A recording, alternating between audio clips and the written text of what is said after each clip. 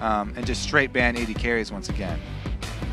The one thing that LMQ has learned in this series, Aha! You talked about it in Game 1, the Shyvana's still getting banned. I kept calling for it. Yeah, it was banned in Game 2. They won the game. They kept it for Game 3. Focus Yuzuki with that one. Then also, I feel like Yuzuki and Kez have the shallow champion pools for this team.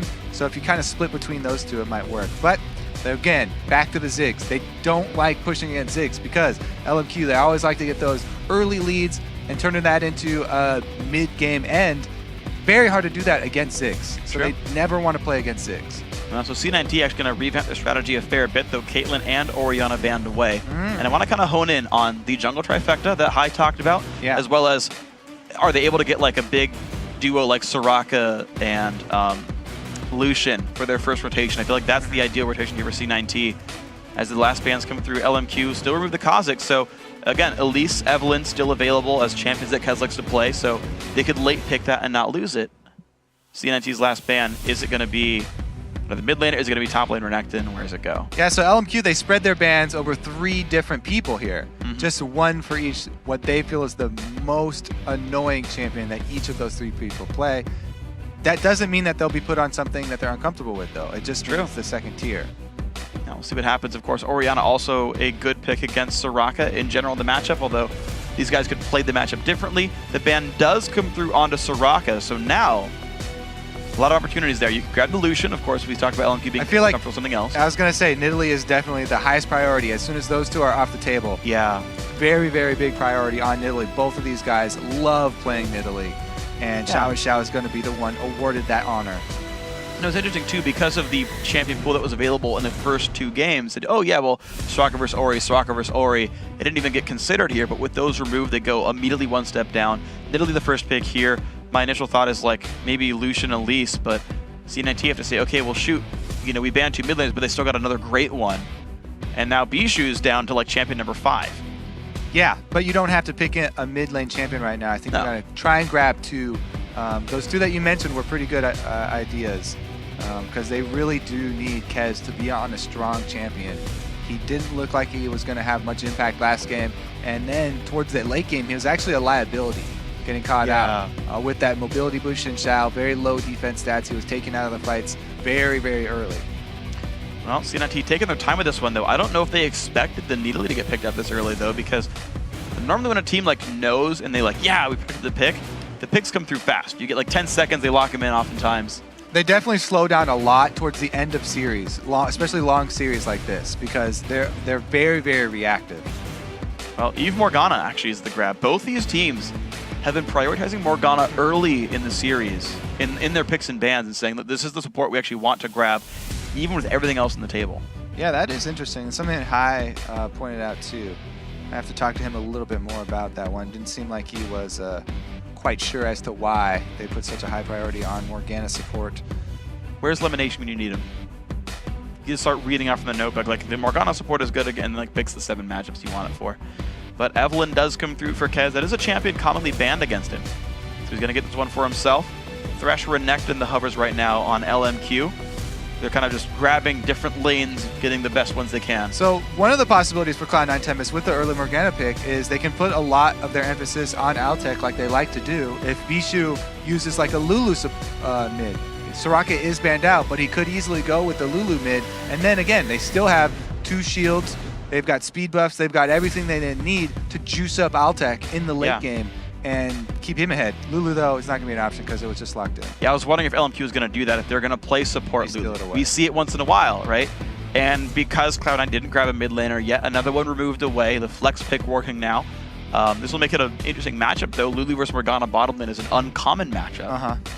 But I think that was a smart choice by LMQ. They still have yet to show their junglers, have yet to show their AD carry, which gives C9T a little bit of moves, but Bishu, again, losing another mid lane pick now down to number 6. Definitely a strong steal away there for LMQ. Doesn't really matter as far as the support duo is concerned. Lulu's fine against Morgana. Likewise, they're just going to have to be having Vasily watch out as long as he doesn't get hit with a binding. And then he'll be able to avoid that burst from Corki early. This is the champion, though, that Altec went crazy on last series. Yeah, they kind of relied on him to be a big split push. Like, it's not like Corki's a good split pusher. He has no attack speed buff, so he kills turrets rather slowly. Yeah. But he just kills waves so fast, he can get back around the map with the Triforce move speed. So, Corki Morgana, a lot of heavy push right there, a lot of poke as well. If you land a binding, you can hit confirm a lot of spells.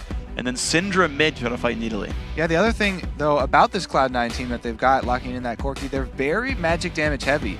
Evelyn is hybrid. She does decent attack damage towards the mid game, but she does build mostly tank towards the end. So there's a lot of magic damage for this Cloud9 team, and LMQ will be able to prioritize magic resist in their builds. And you're going to see the last few picks to come through. Vasily will get Lucian.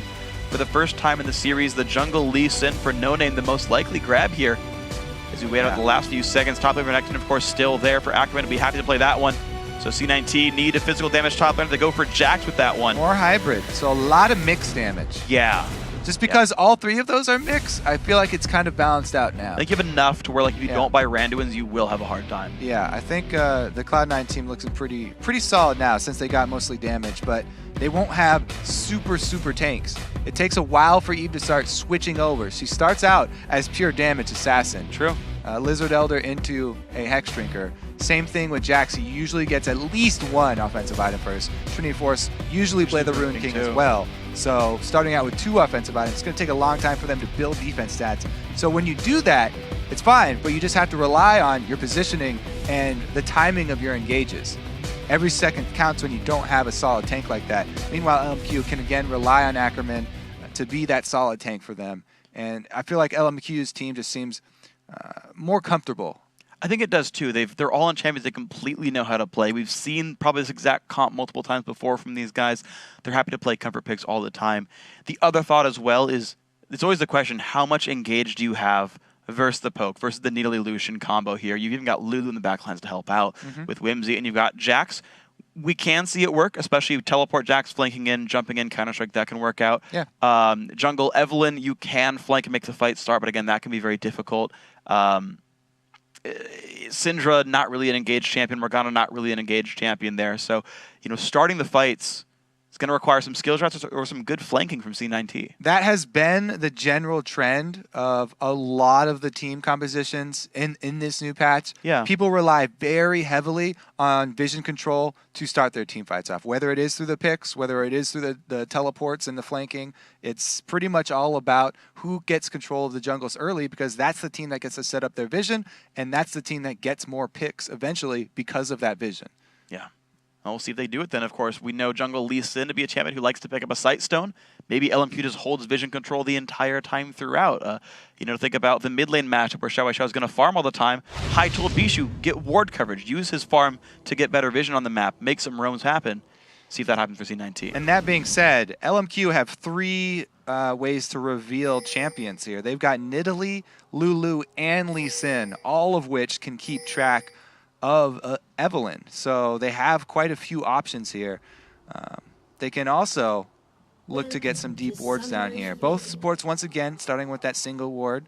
So you can ward one side, invade another. Neither of them have been placed yet there. Oh, we have the one defensive ward for the red side. And the quick Dark Sphere comes out from Bishu saying, hey, side. I know you're going for my red. It's going to be the same invade, basically, for LMQ. Moore does get the ward down. Actually opens up Ruby Crystal. So a different opener here for Lulu. A lot of durability on him. Bishu shouldn't be too afraid of a catch, but yeah, could have maybe queued the brush and delayed some recalls. Who knows? He's fine with hovering that close to a bush because it would just be maybe Glitter Lance and a bunch of damage that comes out. Yeah. He doesn't have to worry about bindings. You know what I want to see a super mind game? Is you time an invade like this and say, okay, they're going to recall around 50 seconds. You keep your team around, you Dark Sphere when half of them are recalled. And you're like, 5v2, let's go. Just saying, it's a possibility. How do you know that half of them are recalled, Freak? Because you'll see them go up to the brush. You'll guess they're recalling. I mean, we've seen this invade 3 times now today, right? Mm-hmm. So you know it's in the playbook, and you're like, if our level 1's good, we'll just try it. Yeah, good luck. I'm just saying. Definitely takes some luck there for that one, but there is a lot of luck involved in these level 1s. See? Nowadays. So roll the dice. Sometimes you get snake eyes. Both of the wards here on Cloud9's side. Defensive ward for them, and then the offensive one for LMQ. Regardless, though, it will end up in an exchange. Top side of the map is going to be Cloud9 heavy here, since they're going to have not only the duo switch, but also both buffs on the top side. So that leaves LMQ to control the bottom side of the map here and make their answer. Yuzuki trying to double jungle. They may go for that 4-man level 2 tower shoving that we've seen from Complexity Black. When we saw it from them, they would basically take the buff on that side and then either the other buff on the other, or if they're already on the correct side to 4-man dive, they just take 2 non-buff camps. Yeah, there they go. Level 2 top lane. Renekton had to walk all the way across now, is now just joining No Name, and we're going to have very comparable 4v0s. This does leave the mid fight here to themselves. So Bishu gets to do whatever he wants to Xiao. Should be able to take advantage of that Nidalee early, knowing that junglers will be in the side lanes. That being said, they haven't shown yet from LMQ. Yeah. And they're a little bit behind. Cloud9 Tempest, even though they're working on that defense turret, the one that has extra reduction, they definitely have the jump. It was a good 20 seconds even of extra damage from top laner and jungler. So 3:10 into the game, top lane turret's gone, bottom lane turret just now started. Whoa. Ackerman, No Name, and more all gonna recall back. Vasily might not even get this turret for himself. Vasily's probably going to be able to get the turret. He's also going to get solo experience in a lane. Very, very valuable this early on. I feel like Yasuke could teleport right now and would get like the entire set of waves and stop the turret from going down. It looks like it's going to cost them 2 turrets though. They're sacrificing everything and they come out 1 turret down here for LMQ. Vasily is going to have to make some pretty big plays. There's a teleport. He will have the advantage. Doesn't actually get it, you're right. Wow, it's dangerously low though. LMQ can set up a trap for this whenever they want. Wards are all gone on the map, so we might see a Lee Sin flank at some point. Now, and, LMQ did counter jungle the walls up there. They also, in the duels, if we do keep seeing continued duels between Vasily and Altek, Vasily will have a substantial advantage in that one. Yeah, the lane got taxed so heavily by Kez in there. He was kind of one of the main wave clear forces. You see like way more CS on Evelynn. And yeah, we'll see how much that's going to hurt Altek throughout this game, but the extra turret gold will help. You see a 1,100 gold lead right now for C9T, and the lane's going to reset, but you're right, the question is how well can this lane hold up with a low turret and a CS deficit? Altek has also not gone back to purchase, so it's really just the experience discrepancy between the two. Large wave here. They should be able to farm it easily at their turret. So, we return to normal lanes after a 2-turret advantage to Cloud9 Tempest. The only person who's actually been able to take advantage of that gold, though, the global gold, has been really the jungler. We'll have to see what Kez can do with all of this money he's invested in Division. A lot of extra wards for him. We'll see if he can start making plays across the map. Evelynn definitely happy that it's returned to the standard lanes here, because Evelyn's going to be able to take advantage. Yeah, but she's actually taken away golems right on top of a ward, and actually this bottom lane turret is low enough that it will be picked up here by the LMQ squad when he's going to come through. Last hit there by Vasily. Kaz actually was spotted not too long ago in the top lane. So of course the dual lane of LMQ knows they're safe, but now that time has gone on, Evelynn is back to an unknown quantity. Yasuke versus Ackerman, double Dorans versus just Dorans and a potion here. We'll see if that's going to help there. The stun coming through, stun coming back though. Bit of a trade, but until Jax hits 6, he really can't push back on Renekton easily. Well, this is a very dangerous lane for Ackerman because even though it's back to standard lanes, he has 0 turrets to fall back on. Both of them were taken. If he wants to run back home, it's a long, long run, and Jax is very good at setting up ganks. See if he lands a counter-strike. And the stun red buff is there for Kez. Ackerman does have flash. Flash used by Kez though as well. The stun comes across. Ackerman jumps the wall. Yasuke though is going to flash to chase this one down. The leap strikes up right now. First blood comes through. 800 gold. 400 gold plus 200 for the assist. I don't know, 600 gold, whatever. C9T with the lead. Now, I'm very interested to see which way that lane was pushing up top. I think it is pushing against Ackerman, so at least he doesn't have to worry about it being... Oh, no, it's not. Barely pushing down. Dead. Oh, it's going to take a while for him to get back then. He's going to have to overextend once again. No matter how much ward coverage he even has, it's still really hard for him because he would have to buy multiple pink wards to make sure he's safe. The flank, though, No Name going to land the slow in a Glebe Glarboom. Morgana's going to flash away. Direct binding lands to No Name. He does not land the Q back. So the attempted push off the dead turret Not going to do too much but burn summoners. Yeah, so the extended lane here for Cloud9 is a duo lane. Much safer for them to be up that far. Whereas Ackerman already bit the dust. Evelyn was able to claim the first blood. Next thing up for fighting here is going to be the dragon. Yuzuki has his teleport, so if he goes back to base and heal, this is a guaranteed dragon, as Renekton is going to have his hands full, wave shoving against his turret. And I want to see how the AD carries end up progressing, because you've got the one turret lead is going to start meaning less and less, ultimately. You can't really consider too big of a global lead anymore for C9T. Pink ward. Through the pink ward. Gonna see him. He's going to kill it. It's a 130 gold swing, but actually gets protected there by Moore and Vasily. I feel like he can't do that for too long, though, with Bijou coming down to support that. Looks like the early dragon is not enough for Cloud9 to make the call to have Yuzuki actually teleport down there. They played safe. They just want to give over the blue buff and return Jax to lane.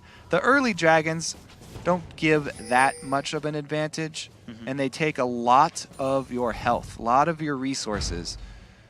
Lose a lot of control of the map when you go for those extremely early if you don't have a really strong tank for the dragon. Well, speaking of control of the map, though, Glebe is going to spot a second pink ward there on the tri-brush. LMQ have put 3 early pink wards down, 1 in the top lane by the blue buff and 2 in the bottom lane to watch for Eve roams. 2 of these wards have already died. There's an extra 200 gold sort of punishment put on LMQ. They've stopped some ganks with it, but it's that Evelyn tax, man. Yep, it's the Eve tax. The true sight vision.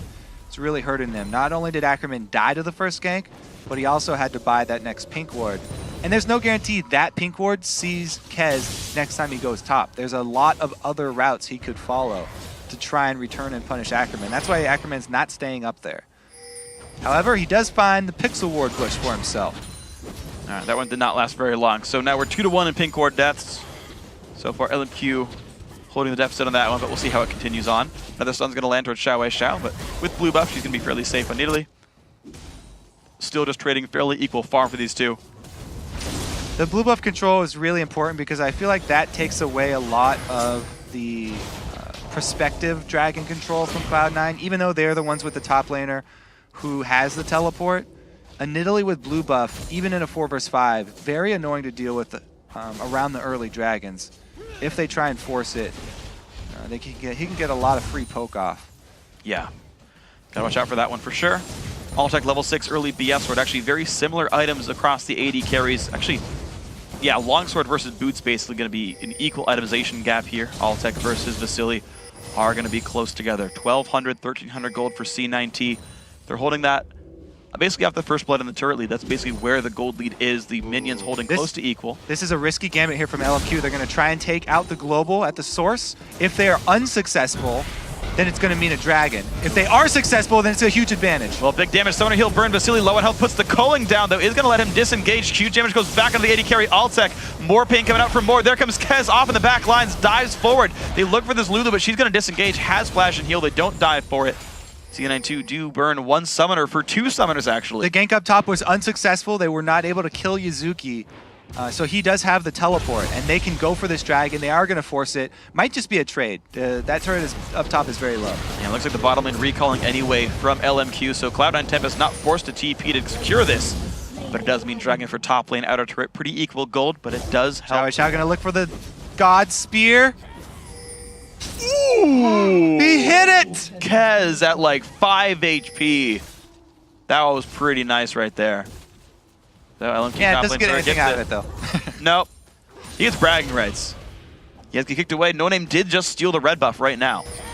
Jax needs to get up to that minion line. It's dying to the turret right now. He's trying to clear out red buff for his jungler, but losing substantial experience as he does so. And the blue buffs have timed out in the mid lane as well, so now the mana game becomes a little bit tighter. You can see Xiao Wei Xiao and Bijou both down to about 1/3. No Name having a very good game of counter jungling. He's level 8 right now. Finding a lot of things to do. Xiao Wei Xiao going to take even more damage. They're keeping the heals going. He's summer healed early. Yeah. He was afraid of the Ignite burst all in. Not very much mana on Bijou either, so there wouldn't have been a lot of follow-up damage besides the ulti. But yeah, quick fingers there for Xiao Wei Xiao. Burns his summoner very fast. Now, it's very easy for Cloud9 to freeze this top lane now because the Dragon's not on the field. So they're not losing out on threat of global gold elsewhere by trying to keep this wave as close to their territory as possible. Now, it's not a freeze, but he's not shoving it as quickly as he could. So that slow push he's looking for. Yeah, there's nothing it's going to really culminate into. You can't really siege and inhib turret this early. He doesn't have vision, though. So even when you are sort of slowly pushing like that, you are vulnerable to the ganks, even in your own territory. Lee Sin heading up that way. Yeah, so Altec pushed around a little bit in the bottom lane. No name's waiting around, but Glebe's going to run right into him. Ooh, on top of a pink ward. Glebe Glabber doesn't know what's going on just yet. Spots the Lee Sin, no name on the escape. Evelyn actually does spot a pink ward down in the LMQ blue buff. So that's going to be a quick 2 pink ward death, but Kez has to be collapsing, afraid. But it could be a 4-man squad. C9 are out of position here. Big damage into Xiaowei Xiao as well. Bishu going in for this one pretty hard. No Name shows up for this fight. You've got Ackerman as well. Kez gonna pop the ultimate. Here comes Morgana. No Name low, jumps the wall with Flash. He's gonna be safe. Xiaowei Xiao is around. Quick slow landed. Gonna have more defending the team. No Name starts to recall, but comes back on this one. Blue buff now being invaded. Oh, C9. very dangerous. Well, they're trying for it anyway, though. Javelin's going to not quite land, but there's a Dark Binding. The pickup of the blue buff. Smite's going to come through. No Name goes down, actually. The kill picked up. Knock-up now from Lulu. Bishu forced down. Ackerman, a big tank, finds the kill in the mid laner. Javelin's going to come by as well. Does not find Yasuki, who's going to run away with this stun available. Still running, though. Kez is around for the leap strike. It's going to have that one happen. Xiaowei Xiao, though, jumps through the brush to find more speed. Flashes actually misses the jump over the wall. Another Javelin comes in. Oh! Yasuki walks into it, and it's another kill for LMQ. Now, I'm pretty sure at the beginning of this fight that Bishu kills No Name with his own blue buff. Throws it on top of his head. Yeah, I'm pretty sure.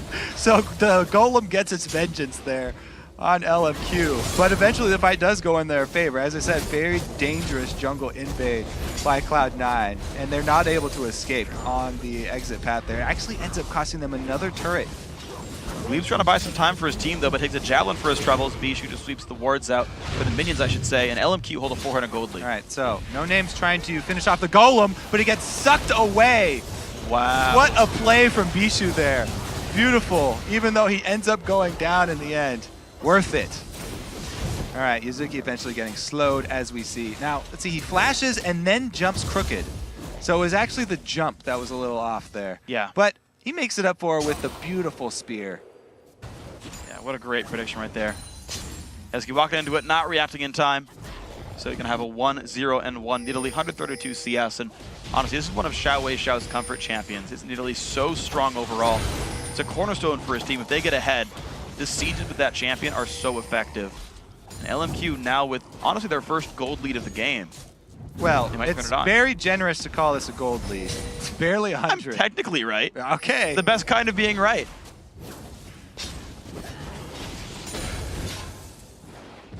Uh-oh. The gold lead disappeared. They're going to get it back soon. Tie game. Dang it. All right. More duels going down bottom. Going on down bottom. I like the defensive pink wards, by the way, from LMQ. They have set up that outer defensive line. Bishu on the run. Can he escape the Lee Sin? No, he misses the stun. The Q lands. Going to be not good for Bishu. Puts what damage down he can. There's the ulti buy as well, but the Javelin from Xiaowei Xiao takes it up. No Name lives with 300 health. Yeah, and the heal. Yep. Big there. So, not able to land that stun. Goes down. And now it will be a collapse for LMQ. Every member here mid, they're looking to dive. So they can find No Name push back around as well. There's more on the side lanes, taking a bit of pain. Stun comes through, big rocket coming in. Altec can't quite find the damage. Push back, Vasily on the chase, but there comes the rest of the damage. More does finally fall. Yasuki getting the kill credit. Ackerman on the chase though. Kez, very low, one hit from dead. He will fall to Vasily. Now Yasuki's gonna jump back in, but he's gotta run away actually. The team is outnumbered. LMQ still on the chase. Javelin, this one does get dodged. Successful dive from LMQ, and Cloud9 are having a hard time regrouping. You gotta be careful, they might lose this middle turret. That would be huge for them. Then they could start getting those, then they could start getting those green wards down in the camps that they really want. Well, they've actually already got a decent number of them. Good ward coverage up on the top side for LMQ. They can spot Evelyn when she farms those camps and know where she's heading towards next.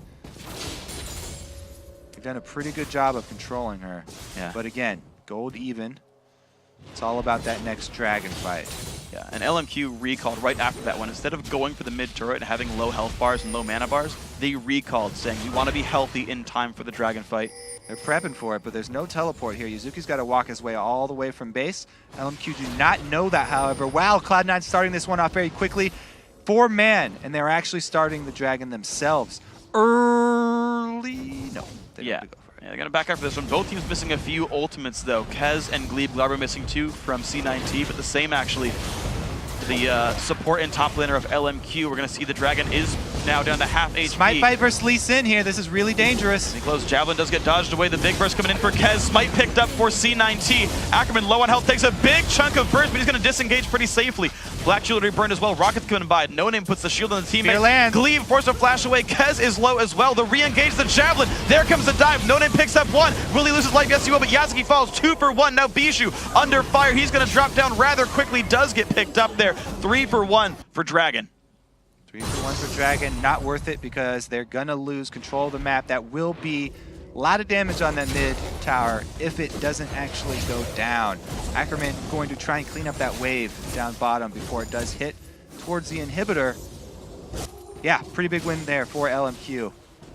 Nice area of effect damage. That one spear that he lands onto Glebe Glarbo here, and then the follow-up culling from Vasily, loses them this fight. Everyone's running away, grouped up, and Lee Sin able to get a perfect Lulu ult off, even though he goes down in the end. Worthy sacrifice. Gets not only his Tempest slow, but also the slow from Lulu ultimate. Yeah. Great chase there from LMQ. Greatly played. So +3 kills right now. Actually, they don't even get many turrets off that. Looks like mid lane still stands. Yeah, they just got a little bit of damage there. Because Ackerman actually went bottom to farm that wave, and Xiao Xiao was down bottom farming his own wave. They were very, very split there. They're not in any rush to take that turret, it looks like. They do need to renew their ward coverage, though. It has lapsed on the Cloud9 jungle. And so C9T right now are trying to hold on to wards themselves. You got a couple of pink wards, though, from LMQ, stabbing a little bit towards the right-hand side of the map near Dragon. Talking about Xiao Xiao, though, 4-0-3 on that first pick Nid. He's had such a phenomenal game. It's really showing why the champions feared. Even though they went for Orianna the first 2 games, 1 win, 1 loss, this champion right here is doing pretty well for him. Yeah, you can say that. Banning away the Orianna, definitely not paying off here for Cloud9. They left the turret up, but they did not leave it up with very much life. Yeah, this should be a pretty quick pick up there. Another turret gonna go down. Kez pops the ulti, though, looking for a bit of an engage, honestly. Here we go. Stun lands on a 2. Xiao Xiao and more. The flash away from the support. Dark Binding will hit Lulu, though. Kez is there. Big Burst comes off, pops his ulti for it, but that's not gonna matter much. We'll see if C9T can pick up more. Vasily joins the fight. It's 4-on-4 again. 4-on-5, I mean. 4-on-5, here we go. Kez in the front lines takes a huge chunk of damage. Xiao Xiao disengages, and Kez falls. Altec on the chase. He finds the kill finally on the mid laner. 2 for 1 fight. Yasuki, Vasily trading blows right there. Down goes the mid laner of C9T. The stun comes up. Yasuki will trade one back, though. 3-2 on the fight. Ackerman can't find much else. C9T with a small lead, but they lose the turret. Good eye there from Cloud9. They see Vasily split. They go for the engage. And man, they land some good skill shot CCs there. Glebe comes up very big with the binding, guaranteeing them the kill and the 4 versus 5 fight. So it starts off with the Syndra stun onto 2, and then they followed up. Glebe able to hit that binding pretty easily onto Moore. He's up against the wall, so that's always very nice to line up your skill shots with. Then the initiation here from LMQ on the 4 versus 5 fight. They actually get caught up by another Syndra stun, and it splits. So Vasily goes on his one-man Rambo mission up towards the top, and he gets his target, but he goes down in exchange. Yeah. So that was ultimately the turrets being traded in a +1 kill for Cloud9 Tempest. You're seeing the gold 100 apart. Yeah, I love this matchup. This game 3. This Challenger Series matchup. It's a fun final. Is really, really fun. I like this this rivalry that's brewing between these guys. Remember, we're going to have more games. It's a best of 5. We ain't even done yet. Yeah, we started off the morning with a best of 5. It went the full length. Yep. Most of those were 50+ minute games as well. All right, so Kobe, we're going long today. Time for the repeat. I'm going to play up through Monday.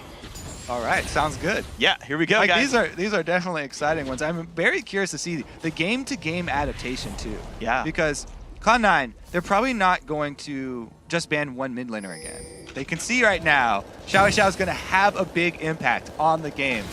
Yeah. Whether he's on Orianna, whether he's on Nidalee. Well, the slow land from Glebe. Missed the Dark Binding, though. The slow dodge. Yeah. His ulti was slightly down, so it's just now up and couldn't wait that long. LMQ collapsed down. They walk on top of a ward, though.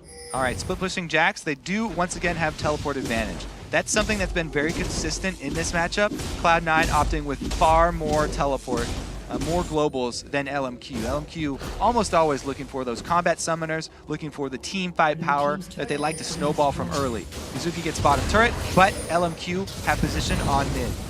Be some damage going through. Glebe gonna take a bit of pain. There's a knockup already. Ackerman just dives in for the fight. They find one already. Kez has nowhere to go as well. He's trying to survive, but he won't. The kick from Teleport back from Mizuki. The second kill. Will they get much more for this one? The ulti already popped by Bishu and doesn't do much. It's actually 3 kills picked up as Bishu also goes down. LMQ find a gigantic fight, and they've got control over mid. They burned the teleport as well. Pretty much every advantage Cloud9 had used up in that team fight. And LMQ look to march towards inhibitor turret. The dodge comes in with a stun, lands from Ackerman. A big bunch of pain coming up on both sides. It's going to be a 3-for-0 plus a tier 2 turret. All just for a bottom outer. So at the beginning, great flank there from Ackerman. Gets in perfect positioning. Him and Moore are able to wreck house. And then, even though Yuzuki teleports in, way too late here. Everyone went down so fast. Global presence means nothing if LMQ get those types of initiations and they're able to execute quickly. That's why they favor the combat summoner heavy team. Ackerman always liking to get that advantage, draw the teleports to himself, make you burn that teleport on something like a minion, on a ward, so it's a long cooldown, and he'll take advantage there. And it worked really well. There's actually one thing I want to point out as well to talk about how well Xiao farms. 208 to 179 in minions. So C9T get a good dragon. That's going to put their gold back in a decent spot. But Bishu still is without a death cap, 23-45 into the game. That last fight, he tried to all-in Vasily and got him to 1/4 through a summoner heal. Nearly took out the AD carry, but got traded back on. Things like that, missing an item by a couple hundred gold because of a farm advantage, because of a couple of kills, or because of some globals, can turn fights like that. Heartbreaking for Cloud9. But as you said, they were able to answer with a dragon and climb right back in there with the gold. Only 1K down now. Feral Flare also finally completed here for No Name. He did opt for the Feral Flare build on Lee Sin over the Blizzard Elder. So the investment finally paying off. 24 minutes in is a very slow Feral Flare upgrade, but that's to be expected with someone like Lee Sin looking for a lot more early game plays, not farming the jungle hard. Now he does get a huge boost in power, though. It has finally converted towards the mid game here, as especially they're going to be fighting over ward spots. He's got extra ones. So let's see what they find with this one. Ward's under fire. C9T kill one. Their pink ward, though, going to be easily available. LMQ already has a pink ward on Baron itself. Xiao still another step ahead with the item builds. Death cap is completed for Bishu, but already the Void Staff is completed for Xiao. So the spears are at their highest point of threat right now. 25 minutes in, he's got that trifecta completed. Yeah. Gonna be very, very difficult for Cloud9. If they can control a blue, that would be amazing for them. They would love to keep the blue buffs away from Xiao. However, it's very hard for them to go for that team fight and force it. They would need some sort of pick first. Spending a lot of money into the vision control here. They switched over to 3 sweepers and Spooky Ghosts. They do their part. Twin Shadows, they're gonna slow down more. He's actually a bit alone. There's a weird rotation here.